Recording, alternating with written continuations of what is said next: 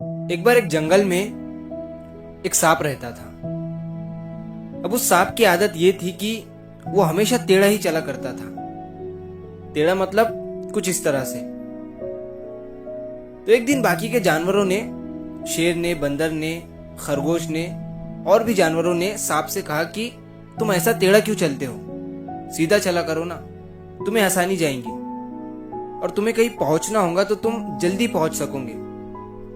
तो सांप ने उन सब जानवरों से कहा कि नहीं, मैं इसे नहीं बदल सकता हूं, ये तो मेरी आदत है और मुझे ऐसा ही चलने में मजा आता है।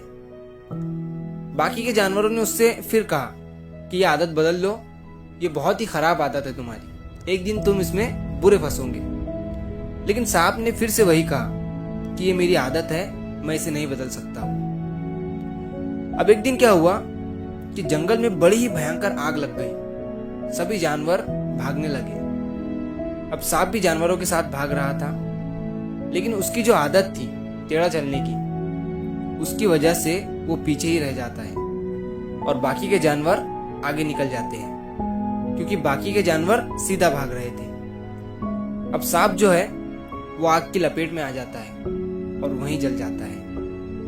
अब जब जंगल में आग शांत हुई तो बाकी के जानवर वापस जंगल में आए। तो बंदर की नजर पड़ी सांप की राख पर। सांप की जो बॉडी थी वो सीधी पड़ी हुई थी, जैसे जलने के बाद चीजें सीधी हो जाती है ना, उस तरह से।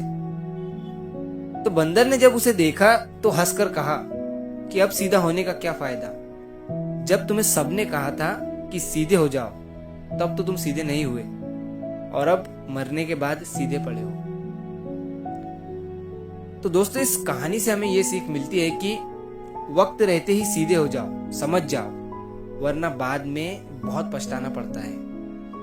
आपको भी पता है और मुझे भी पता है कि अंत में सभी सीधे हो जाते हैं, सुधर जाते हैं, लेकिन सब कुछ बर्बाद करके, सब कुछ खोने के बाद सुधरना है या फिर पहले ही सुधर जाना है। जो पहले सुधर गया वही इंसान आगे अच्छे से सरवाइव करता है।